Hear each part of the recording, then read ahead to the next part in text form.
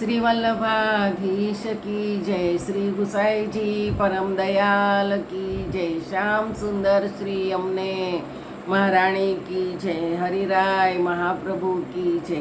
આપણે વલ્લભાખ્યાન વિશે રસપાન કરીએ છીએ। તેમાં 5મું વલ્લભાખ્યાન ચાલે છે। તેમાં આગળ વિવિધ ભાવ અને સ્વભાવના વ્રજ ભક્તોને રાસ દ્વારા પોતાના સ્વરૂપાનંદનું દાન કરવા પ્રભુ પણ અનેક સ્વરૂપે ત્યાં બિરાજ્યા છે। દો ગોપી બીજ બીજ માધવના પ્રકારે રાસ મંડળની રચના થઈ છે। તેમાં રાસ વિહારી નૃત્ય કરે છે અને કરાવે છે। અનેક ભક્તોના રાસનો સંબંધ પ્રભુના આનંદ રસમાં જોડાઈ જાય તેનું નામ રાસ। વ્રજ ભક્તોનો નિર્દોષ પ્રેમ પ્રભુ સાથે જોડાતા તે પ્રેમ પ્રભુમય બન્યો છે। વ્રજ ભક્તોના મનોરથ પૂર્ણ કરવા પ્રભુ તેમની સાથે વિલસી રહ્યા છે। વ્રજ ભક્તોની સંસાર શક્તિ નાશ પામી છે। તેમને તનુ નવત્વની પ્રાપ્તિ થઈ છે, માટે તેઓ પોતાના સર્વ સંસાર છોડી રાસમાં આવ્યા છે। આવો રાસ એક દિવસ માટે નથી, તે નિત્ય છે, કારણ કે આ અલૌકિક રાસના રસમાં કોઈ દિવસ અભાવ આવતો નથી, બલકે રોજ રોજ પ્રેમ વધતો જાય છે। આમ અહીં અખંડ રાસ ચાલી રહ્યો છે। રાસમાં નૃત્યના તાલ માટે વિવિધ પ્રકારના વાજિંત્રો વાગી રહ્યા છે। ગોપીજનો વેદની શ્રુતિઓ છે। પ્રભુએ તેમને આપેલ વરદાન રાસ દ્વારા આજે સિદ્ધ થઈ રહ્યું છે। આવા ગોપીજનોના હૃદયમાં રસમય પ્રભુ બિરાજ્યા છે। તે જ પ્રભુ અહીં ભૂતળ પર શ્રી ગુસાઈજી સ્વરૂપે પ્રગટ થયા છે। તેમની જ આ લીલા છે। તેમના આ અલૌકિક સ્વરૂપ અને લીલાને જાણી તેનું ગુણગાન કરો અને તેનું ધ્યાન કરો।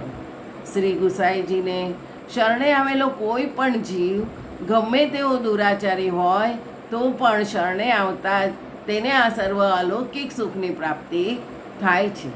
શ્રી ગુસાઈજીના જેવી કૃપા બીજું કોઈ કરી શકે તેમ નથી। તેથી ગોપાલદાસજી આ રાસ મંડળના સુખની પોતાની અભિલાષા હવેની કડીમાં વ્યક્ત કરે છે। તે સુખ પ્રાપ્ત કરવાનો તેમને વિયોગ છે, તે નિવારણ કરવા શ્રી ગુસાઈજીને વિનંતી કરે છે।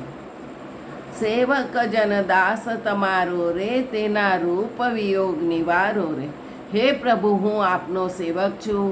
આપ કૃપા કરી અનંત કાળથી મને આપનો વિયોગ થયો છે, તેનું નિવારણ કરી સંયોગનું સુખ આપો।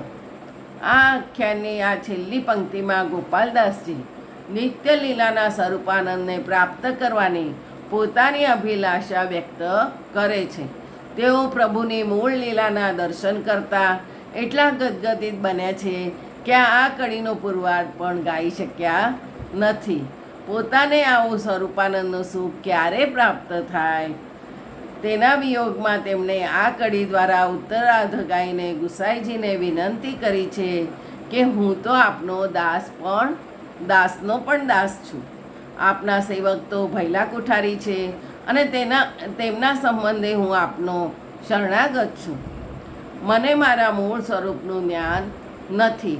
આપ કૃપા કરી મારા અને આપના સ્વરૂપનું જ્ઞાન કરાવી છે, માટે અનંતકાળથી આપનાથી વિખૂટા પડેલા મને આપ કૃપા કરી આપના સ્વરૂપાનંદનું દાન કરો। આ ભક્તિ માર્ગમાં નિસ્સાધનતા જ મુખ્ય ધર્મ છે। વૃતાસુરે પણ પ્રભુને એ જ વિનંતી કરી હતી, હું આપના અનન્ય દાસનો પણ દાસ થઉં। મારી વાણી આપનું ગુણગાન કરે, મારું મન આપનું સ્મરણ કરે, મારી કાયા આપની સેવા કરે, એટલી કૃપા કરો। અહીં ગોપાલદાસજી પણ એ જ કહે છે, ભૈલા કોઠારી જેવા ભગવતીએ આપના દાસ છે।